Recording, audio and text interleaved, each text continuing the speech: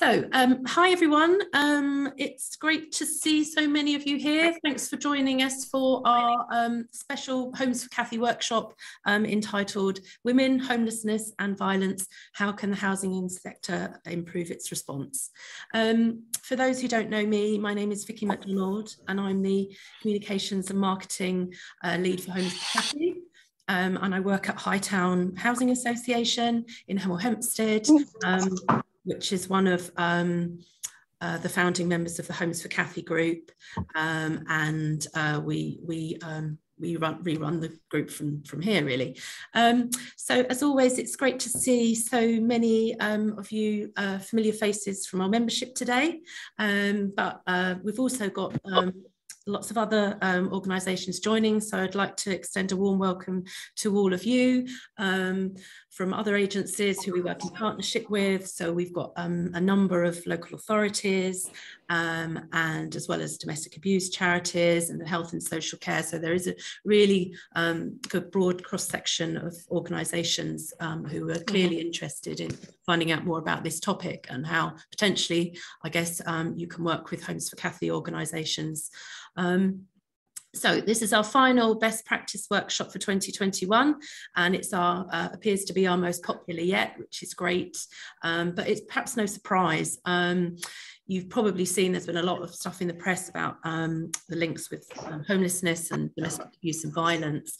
And I know from picking up some statistics that domestic abuse caused nearly 1 in 6 homelessness cases amongst women in early 2021. And this is a fact that's reflected by the experience of our membership, certainly, and I know at Hightown we've seen a spike in domestic abuse reports, and also referrals to supported housing services as well. And as I said, it's a subject that's received a lot of attention in the news, particularly with the introduction of the 2021 Domestic Abuse Act, which places more onus on councils to provide accommodation and support victims of domestic abuse and their children. And we hope that this workshop will inform some of the thinking around that. So we'll be kicking off the session today by hearing from Sarah Argidale, who's a data scientist at the Centre for Homelessness Impact, and Dr. Cathy, who's the Principal Research Fellow at the Centre for Regional Economic and Social Research at Sheffield Hallam University. And then we will hear who collaborated on a piece of research that looks into this very topic of gender-based violence and homelessness. And the need for gender-based provision and policy and practice in social housing. And following on from Sarah and Kezia, we'll be hearing from Liana Fairfax, who's a postgraduate researcher at De Montfort University. She's undertaking a PhD on the ontological security of home, and she has lived experience, so she will be sharing that point of view with everyone today. So thanks to Liana. And then we'll be hearing from 2 of our Homes for Cathy members.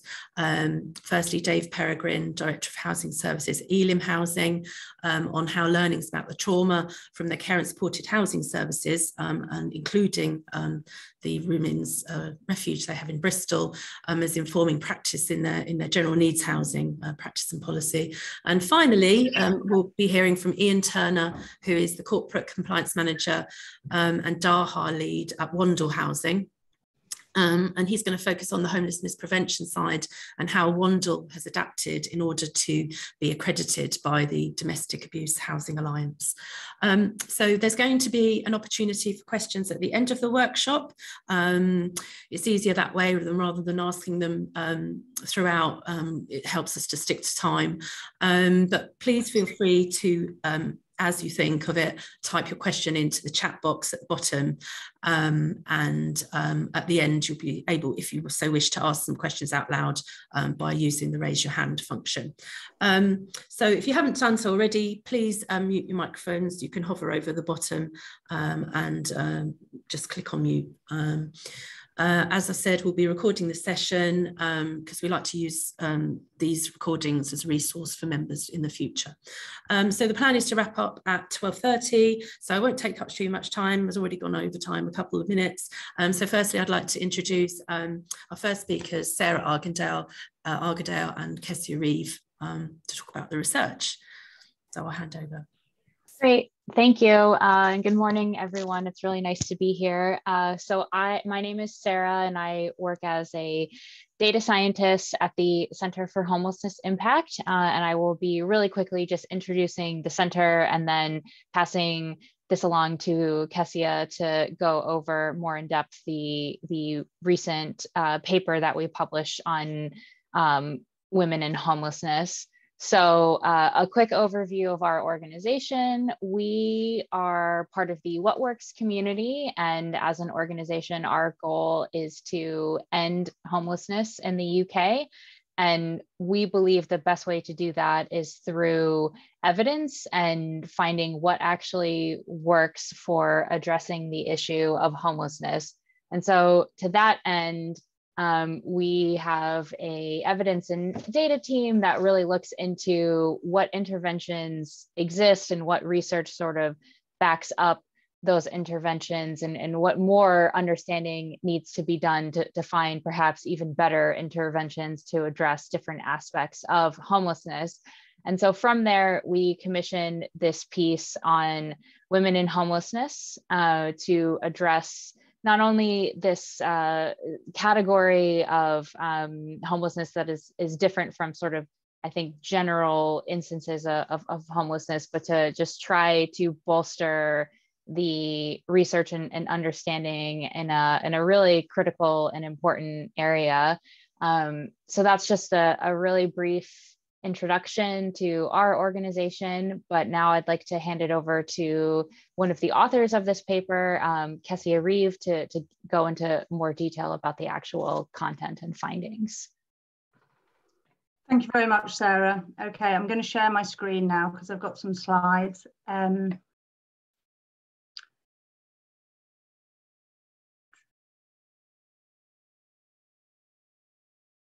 Okay, is that working? Somebody give me a thumb. Vicky, give me a thumb. Yep, okay, I've got some nods. Thank you. Okay, thank you very much. And I'm really pleased to be able to speak at this workshop, but I'm also really looking forward to being a participant once my talk is over and hearing some of the talks later on. So my presentation, as Sarah has just said, is based on a report that myself and colleagues at CRESR did with the Centre for Homelessness Impact earlier in the year. Sorry, I'm just trying to move my slide on and it's, yeah, okay, sorry. Okay, so why do the report? Why focus on women experiencing violence and homelessness? Because women's experiences of homelessness are distinct from men's. And they're distinct because they're shaped by gender-based violence. That very strong relationship between gender violence and homelessness, we really felt needed explicating. But despite that, there is an evidence gap about what works to prevent homelessness and to support women who've experienced violence. And I'll pick up on some of these in a bit more detail as I go through the presentation.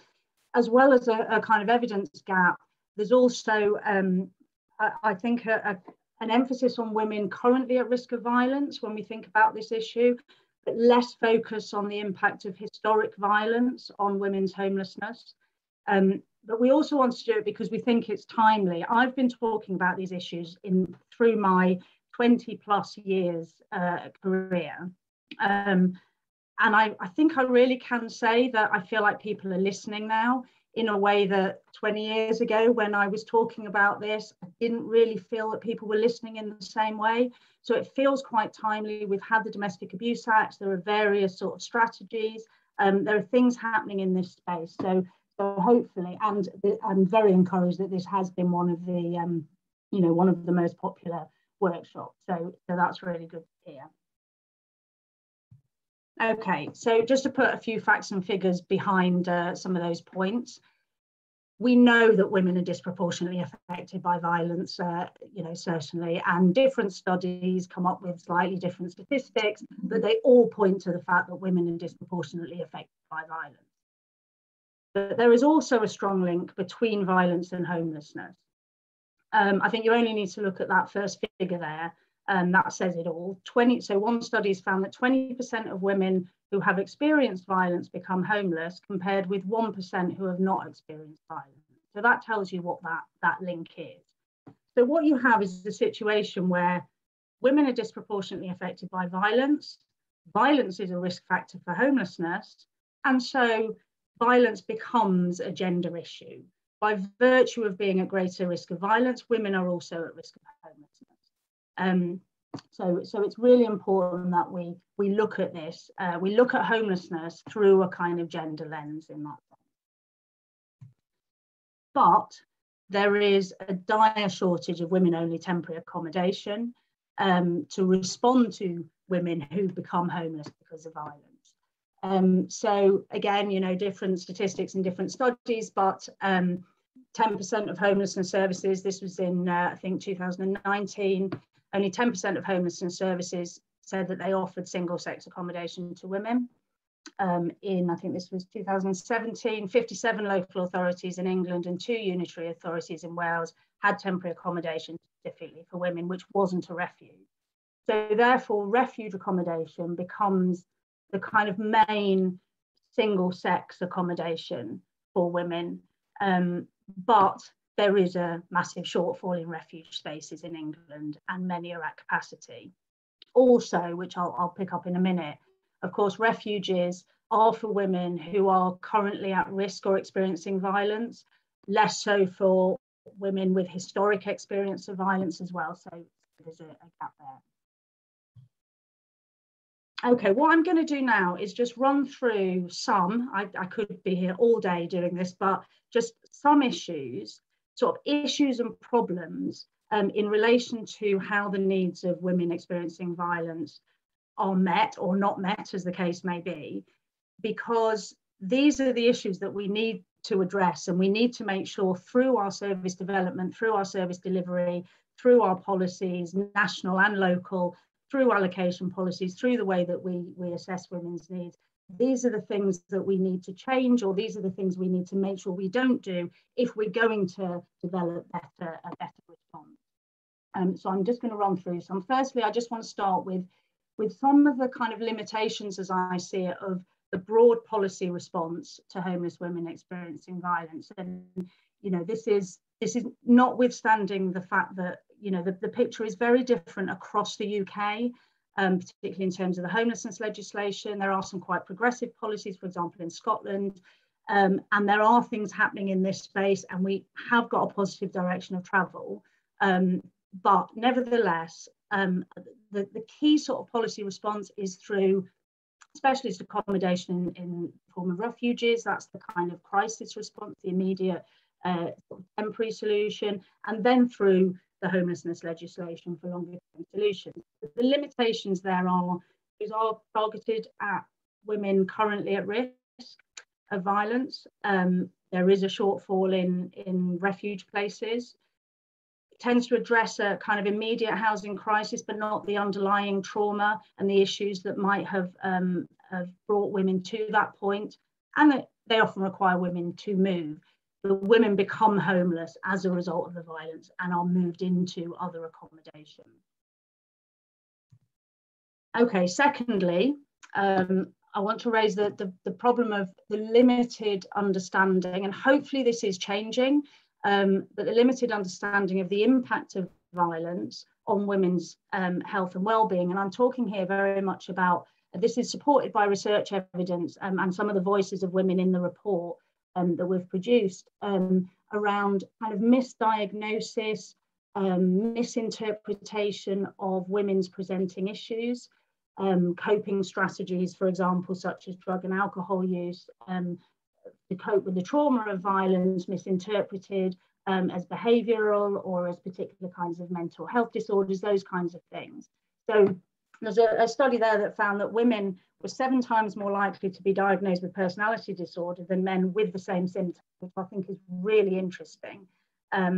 We kind of want women to be treated differently, but that's like in the wrong direction.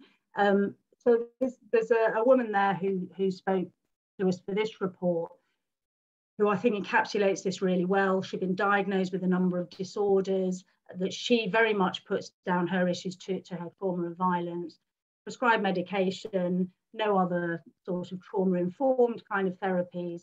So the more time that went on, the more time she spent homeless, the worse it got. Then she starts using drugs and alcohol. Then her mental health is worse, uses more, a vicious cycle that could have been prevented in her view if she'd had the appropriate support at the start and her needs had been understood. I would be really interested actually to know how at that point where everything had spiraled out of control for her, how she was then treated at that point, and whether the history of what had brought her to that was considered when she was, for example, okay. Thirdly, issues around mixed accommodation. And, you know, I've already mentioned the shortage of accommodation, but I can't emphasize enough just how profoundly unsafe women, but women who have experienced violence, feel in mixed accommodation. Studies have found it increases the risk of further abuse, increase in substance abuse. I've interviewed many women who've talked about sleeping rough rather than going into mixed temporary accommodation. It can re-traumatize, it can trigger. And Ash there, you know, she makes this really clear where she just says sharing accommodation with males is just not an option. It's just not an option for her. She could not do it. So there's real issues around that. Fourthly, the issue of women being housed away from their local area. This apparently has increased, out of area placements have increased 300% since 2010. And I did some other work recently with homeless mothers, which I might mention again a bit later, but and they talked a lot about this, that isolation that you feel by being moved away from your support networks at the very moment that you need those support networks the most, about how you have to give up the things that are keeping you going. And so Sarah there, as an example, so she was offered a refuge place 100 miles away, would mean giving up her job, her degree, leaving her friends and family. And so she slept in her car and stayed for bed. Other women take that option and they feel isolated and all the consequences of that. Okay. Fifthly, distinct issues arise for women with children. And I mention this because of the work that I've recently done about homeless mothers in particular. Domestic abuse can trigger child protection proceedings, child removal. Women who are homeless and experiencing violence may place their children in kinship care. You then get real issues with out of area placements that I've just mentioned of not being able to see your children and be with your children. There's a woman there who we quote in the report who talks about she'd left her partner but the perpetrator wouldn't stick to the restraining order. So she's given the choice of either moving into a refuge some distance away and becoming homeless in the process, or losing her children because she was deemed not to be able to keep them safe by not making this violent ex-partner stick to his restraining order. So she had to move. So she became homeless from her home because of that situation. There are, I think, lots of issues with not necessarily with the homelessness legislation itself, but with the implementation of the legislation in relation to women who are homeless and experiencing violence. And I won't go on too much about this because I know this audience is more housing providers rather than the people on the front line or DLUC or whatever. But, you know, real issues about women's vulnerability from throughout their life course not being recognised in assessments of priority, of need. A lot of issues around intentional homeless. I've interviewed so many women who've been found intentionally homeless because, for example, they've been evicted for rent arrears that have accrued during periods where they've been experiencing domestic violence, where they've been experiencing economic control and abuse, yet it's their tenancy, therefore they're intentionally homeless, so tough. And women that are temporarily separated from their children, which lots of women do during these periods of crisis, often in order to maintain some stability for the children, so they go and live with grandma or whatever, then become classed as single in the homelessness legislation and then can't get the housing they need to be rehoused with their children. And that is something that all housing providers can really think about whether women actually could be with their children if they were given family housing, even though they're not at the moment. So Emma is from a different study, but she talks about this. You know, how can the children come back to be housed with me if I can't have a big enough house, and they won't give you anywhere until we get back? It's a catch-22. I've heard that so many times. Okay, so on to what works. We do know now, I think, quite a lot about what isn't working, and some of the issues that I've raised there are, you know, are from research evidence. But actually, there's very little robust evidence about what does work. And Sarah talked at the beginning about, you know, the Centre for Homelessness Impact raison d'etre, really, about let's gather the most robust evidence and then let's look at what works and then let's build on that and replicate that. And so our starting point were their evidence and gap maps, which are excellent resources. Unfortunately, we found, I think, a bit more gap than we did evidence, which is telling, I think, you know, in itself, of why is there not more? Why are there not more services that can be evaluated, and why have there not been more evaluations done so that we can better meet the needs of homeless violence? But nevertheless, we take that as the starting point, and also looked at other interventions that we knew were out there that seemed to address some of the problems that we identified, and grouped the kind of promising initiatives into kind of two broad areas, one around housing-led interventions, and then around gender-informed models of housing and support. And I know we're going to hear a bit about these from other speakers, I think, as well. So housing-led approaches, this is, you know, a really good alternative to temporary accommodation, about which there are, you know, a lot of issues. About whether how appropriate temporary accommodation is, and effectively it means people have to become homeless. When we think about housing-led approaches, we tend to think about housing first, but we're not talking here just about housing first, and housing first isn't necessarily right for all homeless women experiencing violence. But I think you can take the principles of housing first in terms of being, you know, rapid access to secure accommodation, secure permanent, ideally, accommodation, with unconditionally, with appropriate support. Now, appropriate support might be not very much support, but it will be tailored support. So that might be intensive, it might be long-term intensive support to address trauma, or it might be very pragmatic, very practical support around an aspect of the legal system that women need help with, around restraining orders, or around access to their children, or whatever that might be, or drugs and alcohol, or, you know, whatever, but appropriate support.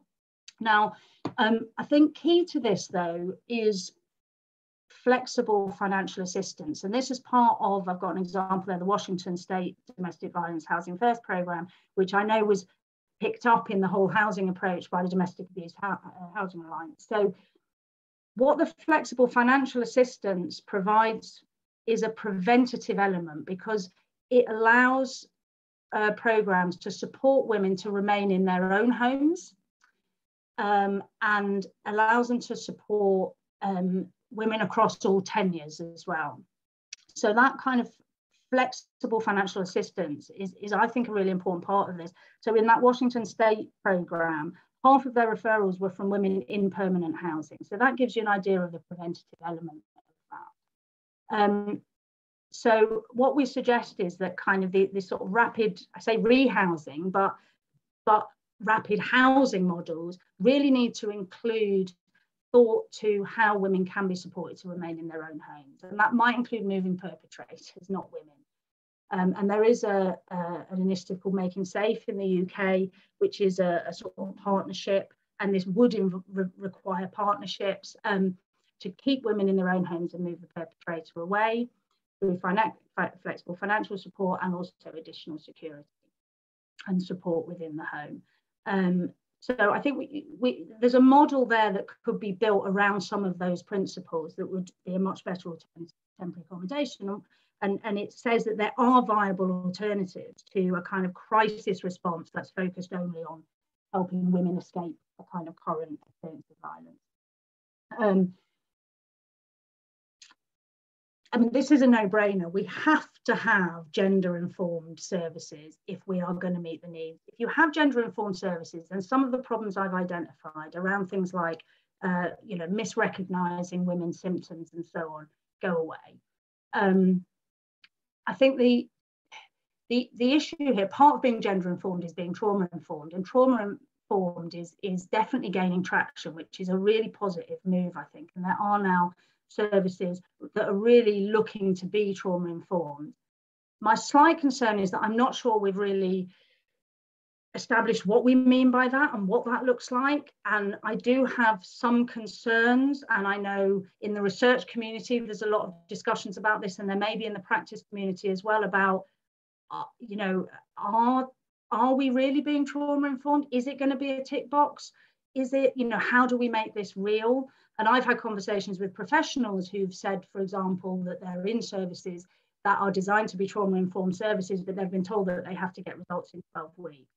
And they're saying, well, if you have to get results from a woman in 12 weeks, you're not trauma-informed. So already you have those kind of issues. We've picked out, there are a number of different models and principles and so on. We've picked out the Mapping the Maze model, which we think provides a really useful framework because it looks at the components of your kind of service that you need to be gender informed within, but it also gives some kind of practical examples of what that looks like and what that means. And so if you haven't already, I would recommend looking at that, but I think there's work to be done. But if we don't have gender informed services, then we are never going to meet the needs of women experiencing homelessness and violence. So finally, because I know I'm running out of time, what can be done? And there's a longer set of recommendations in the report, but thinking about what might be more helpful to housing providers, picking up on that last point, I really think there's a need to develop a set of industry guidelines for gender-informed care, to which services must adhere. Commission services, for example, could be required to adhere to that, but they need to be supported and resourced to do so, so that we can get this right and everybody knows what they need to do. That understanding of vulnerabilities across the life course, I think, is also really important, to build that into assessments of need and priority and what support can be provided and whether somebody is eligible or not, and what priority they have within the allocation. Developing housing-led responses, we could do so much more there for women, housing-led programs for women that are tailored to women and are inclusive of all women who've experienced violence and homelessness, including solutions for women to remain in their home while the perpetrator's moved away. I mean, it still seems just utterly bizarre to me that a woman who is the victim of a crime, who has violence perpetrated against her, is the one who becomes homeless. And that is just wrong, I think. Increased provision of temporary, women-only temporary accommodation. We will always need temporary accommodation. So we need more women only. And there are other things we can do as well across public services, I think, around upstream interventions, training of anybody that might come into contact with women who experience homelessness and violence, to really promote that culture change which has been needed. I think I've run out of time, so I will stop there. Thank you. Thank you, Kezia. That was fantastic. Really excellent. Sorry for the whiz through. I'm trying to get too much in as always. But... I know. Well, I think there's lots and lots of food for thought in that presentation, and it's but it really struck home how adversely affected women are. In so many different ways, and not just women, but their children as well, which obviously has repercussions. So lots to take home. I like the idea about the mapping the maze model, somewhere to start for our audience. So thank you. That was excellent. And I think now is a perfect time to move on to Liana, who's had lived experience of some of the things and issues that Kezia has been talking about. So if I can introduce Liana Fairfax. Hi. Yeah, I was just about to say everything I've actually discussed kind of like it's like evidence as to Kezia's findings. So yeah. My name is Liana. I'm currently doing a PhD at the Montfort on the ontological security of home. But I do, however, have lived experience of homelessness. And I'll just give you like a little brief description. I was first homeless at 16, and that was related to sort of domestic violence within the family home. And then following on from that, I've been homeless, I think around 4 times. I think I've lost count, but I've been homeless a number of times. And I know 3 of which were related to domestic violence. So obviously homelessness and women is something that's really important to me. And to help sort of understand and so that I can share what some of the barriers and challenges that I have faced, I decided to focus on 3 sort of key areas, because I feel that these played an important part in shaping my experiences of homelessness. And these are home, early intervention, and implicit bias. I feel that these are the 3 key areas that that I would say that it's made it life more difficult being homeless, if that makes sense. So I'll start off with home. First, home is something that we take for granted. I think all of us at some point have used the term homeless and never really understood what it means to make that home.